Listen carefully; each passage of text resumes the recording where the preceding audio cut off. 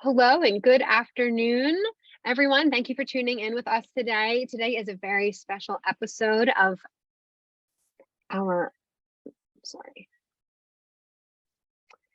today's a special episode of our Alumni Association virtual engagement series. This is a monthly video series where we sit down and talk to Manor College alumni and hear about their experience as a Manor College student and what it's been like for them since graduating from the college or transferring. Today, we are talking to Manor College alumni from the class of 2000, Terry Moon. Terry grew up in Elkins Park, Pennsylvania, and graduated from one of Manor's flagship programs, our Veterinary Technology program, earning his associate degree in science. Today, Terry is the director of Peri-Operative Services and Ambulatory Care at Animal Medical Center in New York City. Welcome, Terry. Thank you very much, Kelly. We are also joined today by Dr. Stephanie Mark. She is our program director of our Veterinary Technology program at Manor College. Welcome, Dr. Marks. Hi, everybody. So today we're going to be talking to Terry and learning about what was his experience like at Manor, how did he get his first job, and what has it been like pursuing a career as a vet tech. So my first question for you, Terry, is how did you hear about Manor College and why did you ultimately choose to study here? Yeah, I heard about Manor College through one of your instructors who, her name was Vicki Byard. Vicki Byard worked at Rao Animal Hospital where I was a veterinary assistant at the time. And she encouraged me and said, you would make a wonderful vet tech. You should really think about going to college for that. At that time, I was a photography major and working in music business. And I said, why not? So I enrolled in Manor. And that's how I ended up there. Oh, how funny. Funny that you started off kind of in a totally different path and then, moved into that.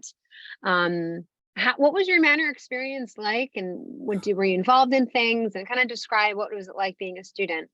Yeah, I was really involved at the time. Dr. Joanna Bassert was the program director and her and Vicki were great mentors to me. At that time, I was actually one of, I think, 2 male students in the class. And since I'd had some background in veterinary medicine working at Rao Animal Hospital, I was always kind of the demo guy, the guy who kind of jump in and be the one out front, kind of showing the fellow students what to do and, how we hold this patient or, I'd already been taking x-rays and holding and restraining for blood withdrawal and things like that. So, it was a great experience. Particularly, I remember my large animal experience was just one that was really special out at New Bolton. And as well, we used to have an association, one of the farms out there by Manor. And it was just really exciting to work on castrating pigs and flipping rams and doing artificial insemination on horses out at New Bolton.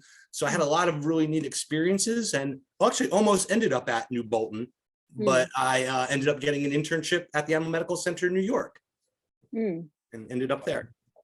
So Terry, how did you progress to your current position at the AMC and what did that look like for you? Yeah, sure. So when I graduated, or let me refresh, when I was in my externship phase in my last year in vet tech school at Manor, I had always been hearing about this program.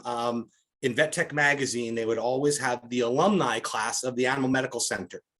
They had a veterinary technician program called the VTI program, the Veterinary Technician Intern Program, where you lived in the hospital. So you lived on the 8th floor of the hospital with 5 other fellow vet techs, and you rotated through each department in the hospital. The Animal Medical Center is the world's largest nonprofit veterinary hospital.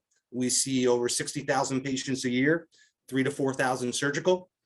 We have every specialty you can imagine under the veterinary umbrella. So you rotate through all those different departments.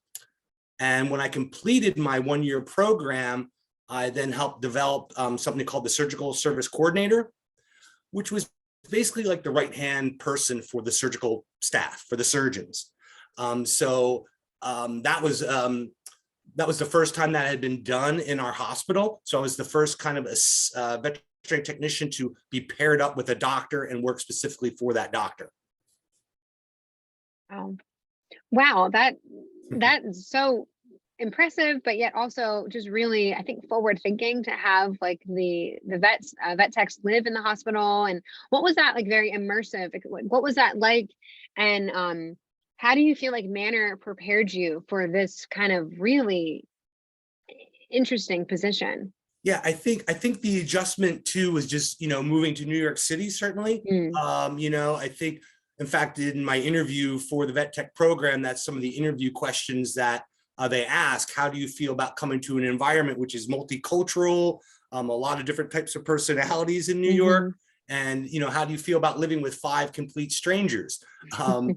How did Manor prepare me? I would say just giving me a solid foundation of veterinary medicine. The academia aspect of it was really important, because when you come to the animal medical center, you're going to be asked certain things. How do you make this dilution? How do you set up this CRI? How do you get these IV fluids started? So, for me, the physical aspect of the classes that you had at Manor really helped prepare me for jumping into the internship program. That's great. And at the AMC, what kind of support do they give to the technicians if they wanted to become specialized? And are you specialized? Yeah. So back when VTS kind of became a thing, I started my process. However, just due to life and things of that nature, I didn't complete that process. Currently, though, we do support VTS, and we have support groups at the hospital with our education department. And so we foster people getting their VTS if they would like to pursue it. It is obviously a very long process. Usually you have to, I believe it's 3 years of work experience before you even apply for your VTS. So, you have to have that really solid foundation first before you apply for VTS. Certainly Animal Medical Center is a place for that, and we encourage that. We have we have over 75 veterinary technicians roughly in our hospital. And I'd say we have about 20 VTSs or so. Could you tell us about which some of those VTSs they have there? Because Sure. there's many of them. So Sure. We have veterinary technician specialties in dentistry. We have a veterinary technician in internal medicine. We have veterinary technician specialties in critical care emergency. I'm sorry, did I say internal medicine and surgery as well? So those are our specialties that we have for VTS. Dr. Mark, is VTS something that we're seeing a lot of our Manor students be interested in, or is this a relatively new? I'm not familiar with this personally. Is this a new area? it's not a new area. The veterinary technician specialties encompass a variety of different areas, like, as I said, dentistry, emergency, critical care. We have many of our graduates who have gone on and gotten their VTS. Some stay local, some go further abroad. And it is a continuing area where technicians can expand out into.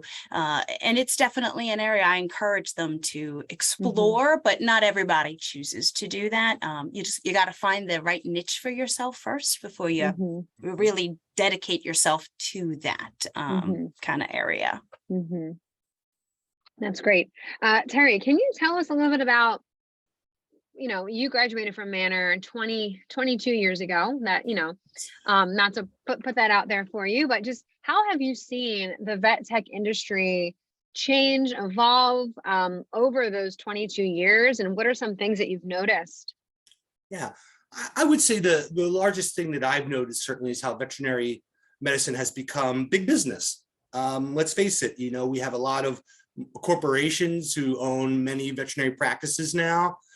So it is not so much mom and pop practices now. They are now part of larger entities. I think for me, the biggest thing that I would like to see for veterinary medicine is to get veterinary technicians to have them licensed nationally versus state to state. I think that would be the best thing to help our profession as a whole. For pay and just for more continuity of care, I think, to have more licensed veterinary technicians. I certainly believe that that would help foster and bring more veterinary technicians into the field. Another, oh, sorry, Kelly. No, go ahead, Dr. Marks. I was going to say another area that is always a pressing issue, especially with what you're talking about, is technician underutilization. How do you feel the AMC utilizes their technicians? Yeah, sure. I think the Animal Medical Center utilizes our technicians very effectively. And what I'll say about technicians at the Animal Medical Center, I always say in interviews and things like that, it's almost what you want to make of it. There's so much learning going on, and we are a very busy hospital as well. And it depends what role you want to take. Some people like to work for a specific service. So they may want to work for internal medicine. They may want to work for surgery. They may want to work for neurology, dermatology, oncology. Then even within those services, there are subsets. So you could become a pool technician, or you could work directly with the surgeon. So there's lots of different avenues for technicians to pursue at the Animal Medical Center. And I think in many hospitals, I'm not just going to put it to the Animal Medical Center. I think certainly in many large referral hospitals, they have that aspect as well. And I think that variability for technicians to work in different departments is really important. One of the things that I've brought when I became director is I've created dual roles. So 2 days in the pool in the surgery, and then 2 days floating, meaning you get to go to another, I assign you to another department. So you may be in neurology one day, you may be in interventional radiology, you may be in dentistry. So it kind of breaks up and gives the technicians a little more color in other areas. That's great. I love that diversity and like scheduling and just that sounds really, again, like a very immersive, I think, hospital. Terry, tell us a little bit about what it was like moving you were from Elkins Park, near Philadelphia, like a Philly suburb, to New York City. And what were some of like the cultural things that you saw, and what sports teams are you fans of? I think that's more important. That's a good one. Well, we'll start off by saying go Eagles. Okay. Okay. Very good. I bleed Eagle green. Okay. But with that being said, I'm a Phillies fan first. Okay. But I did like the Yankees. Okay. My father was from Lamont, Pennsylvania. And so Reggie Jackson and him both went to Cheltenham High School at the same time. Okay. So my dad went to high school with Reggie Jackson. So I always kind of had a love for the Yankees as well. So Right. but when the Yankees and the Phillies played in the World Series, of course, my allegiances were to the Phillies. Okay. But for me, that change going to New York was not that hard, to be honest with you. I think I mentioned earlier, I was in the music business as well before joining the vet tech profession. And so I'd been going up to New York throughout the years. And for me, growing up in the suburbs of Philadelphia, I wanted to be in a much more diverse type of environment. And New York City is that in spades. Okay, so you kind of embraced it, welcomed it, and it was just exciting for you to be a part of that. Yeah. And I actually lived there for 10 years, worked at the Animal Medical Center. And then I actually left and moved to Jackson Hole, Wyoming for 10 years and became a guide in Yellowstone and Grand Teton National Park, and moved back to New York 4 years ago to step into the director role. Oh, wow. Oh, that's very cool. We actually have some other alumni who work out in Yellowstone, not from the vet tech program. We have one alumni I'm thinking of who I know works out in Yellowstone. Maybe that's a thing. That's very interesting. I did not know you did that. Was that an interest from an animal perspective, or just a love of nature perspective, or both? A little bit of both. I was a Boy Scout in my earlier years, so I always loved camping and being outside. Wrote in with my love of animals. I always wanted to somehow immerse myself in that environment. So I went out there with the intention of working in veterinary medicine, which I did. I worked at multiple practices in Jackson Hole, Wyoming, kind of rotating through the different hospitals, especially for anesthetic cases. So if they had a real critical case, they would call me and I would come in and do their cases for them. Then I also ran the Wyoming spay and neuter program out there. So we would go to the middle of Wyoming, these very remote small towns, as well as Indian reservations, and we would spay and neuter the population out there. So in a 2-day span, we could do over 200 animals. So it would be assembly line, bang, bang, bang, keep them moving and get them out the door. So a high, fast-paced environment and just really rewarding work. So there's lots of avenues for vet techs. I also participated in cougar research out there as well. So there's lots of opportunity with your veterinary technician background to explore different avenues, not just small animal. Right. That's awesome. Can you tell us a little bit about what are some of the, your favorite animals that you've had the chance to work with?